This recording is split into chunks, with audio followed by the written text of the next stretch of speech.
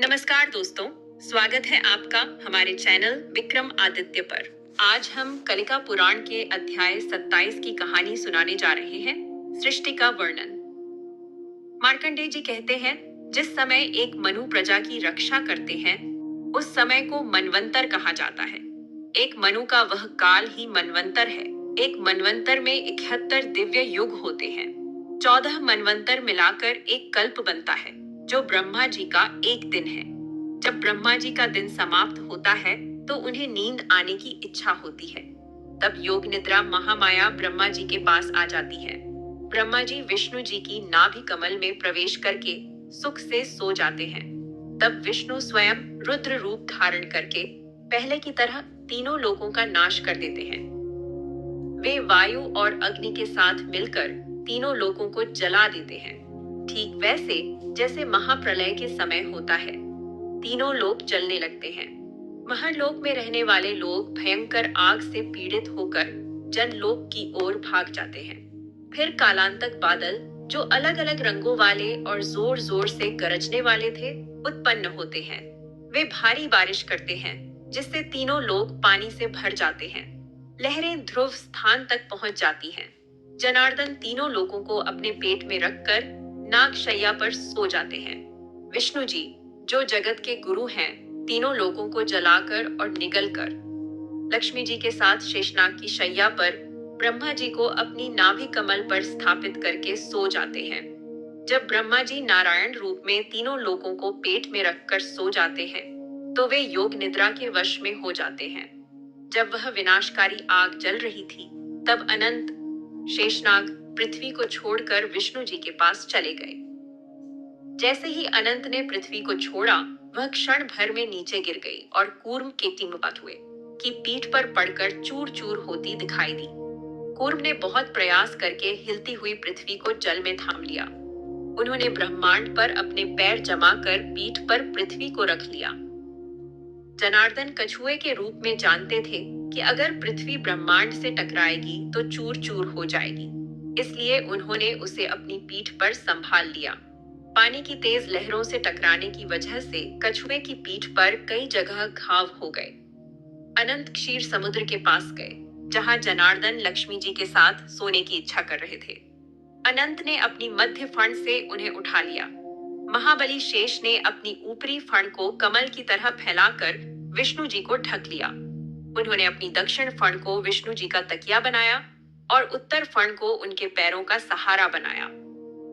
शेष रूपी जनार्दन ने अपनी पश्चिम फण को तालवृंत की पंखा बनाकर सोते हुए विष्णु जी को हवा करने लगे। उन्होंने अपनी ईशान्य फण पर शंख, चक्र, नंदक तलवार, दो तरकश और गरुड़ को रख लिया। आग्नेय फण पर गदा, पद्म, शारंग, धनुष और अन्य विविध आयुध रख लिए।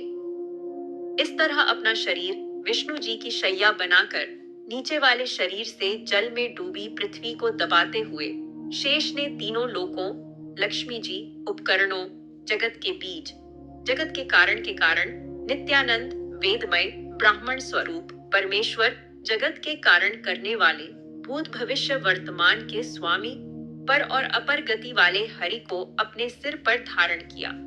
यह अपने शरीर को ही धारण करने जैसा था। इस प्रकार नारायण अविनाशी हरि संध्या और रात्रि भर ब्रह्मा के अनुसार सोते रहे। चूंकि यह प्रलय ब्रह्मा जी के हर दिन के अंत में होता है, इसलिए पुराने विद्वान इसे दैनंदिन प्रलय कहते हैं।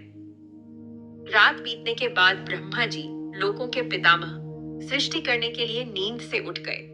उन्होंने देखा कि तीनों लोग पानी से भरे पड़े हैं और पुरुषोत्तम सो रहे हैं। तब उन्होंने वैष्णवी माया, जो महामाया जगन्मयी है और हरि में स्थित है, की स्तुति शुरू की।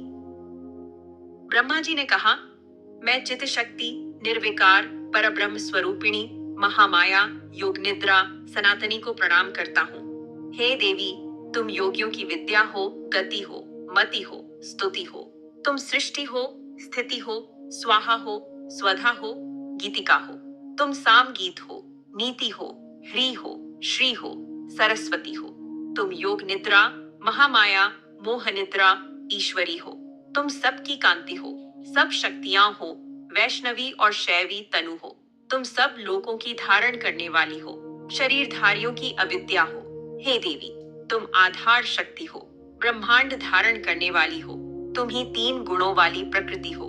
तुम सावित्री हो, गायत्री हो, सौम्या और अति शोभना हो। तुम हरि की नित्य सुश्रिक्षा, सृष्टि की इच्छा हो। सुषुप्सा, नींद की इच्छा हो और सुषुप्ति हो। तुम पुष्टि, लज्जा, क्षमा, शांति, धृति हो, परमेश्वरी हो। तुम पृथ्वी रूप में चल अचल सबको धारण करती हो। तुम जल हो, जल की माता हो, सबके अंदर विचरण करने वाली हो। तुम स्तुति हो, स्तुत्य हो, स्तोत्री हो और स्तुति शक्ति हो। हे जगन माता, कृपा करो, और क्या स्तुति करूं, प्रणाम है। जनार्दन को जगा दो। इस प्रकार ब्रह्मा जी द्वारा स्तुति किए जाने पर महामाया हरि के नेत्र, मुख, नासिका, भुजाओं और हृदय से निकलकर ब्रह्मा जी के नेत्रों में स्थित हो गई और राजसी मूर्ति धारण कर ब्रह्मा के सामने खड़ी हो गई। तब जनार्दन शेष शैया से योग निद्रा द्वारा छोड़ दिए जाने पर तुरंत उठ गए और सृष्टि करने का विचार किया। फिर उन्होंने वाराह रूप धारण करके जल में डूबी पृथ्वी को तुरंत उठाया और जल की सतह पर रख दिया। पृथ्वी का शरीर बहुत फैला हुआ था, इसलिए वह नाव की तरह पानी पर तैर रही थी और डूब नहीं रही थी। तब हरि पृथ्वी पर गए और अपनी माया से पानी को सोख लिया ताकि जीव जंतु रह सकें। अनंत भी पहले की तरह पृथ्वी के तल पर गए, कछुए के ऊपर स्थित होकर पृथ्वी को पहले की तरह धारण करने लगे। फिर ब्रह्मा जी ने सभी प्रजापतियों को उत्पन्न किया और जगत की सृष्टि करवाई। ब्रह्मा जी सृष्टि करते हैं या दक्ष आदि प्रजापालक अपनी इच्छा से करते हैं, सब परमेश्वर की इच्छा से ही होता है। पर ब्रह्म स्वरूप हरि निरंतर अनुग्रह करते हैं। प्रकृति, 5 महाभूत, पुरुष, महत आदि, काल सब अनुग्रह करते हैं। ईश्वर की इच्छा से, पुरुष के अधिष्ठान से, महाभूतों के, महत आदि के, महान काल के और प्रधान के अधिष्ठान से जो कुछ भी स्थावर, जंगम, स्थिर या अद्भुत उत्पन्न होता है वह सब उनके अधिष्ठान से ही होता है। द्विजोत्तमो, इस प्रकार मैंने आपको हरि द्वारा शंभु को पहले दिखाई गई सृष्टि से लेकर कल्प तक की पूरी बात बता दी। प्रपंच की निस्सारता भी दिखाई गई थी। अब जो सत्य है वह शाह सुनिए। इति श्री कालिका पुराणे सृष्टि कथने सप्तविंशोऽध्यायः। दोस्तों, यह थी कलिका पुराण के अनुसार सृष्टि का वर्णन की पूरी कहानी। जय भगवान विष्णु। हर हर महादेव।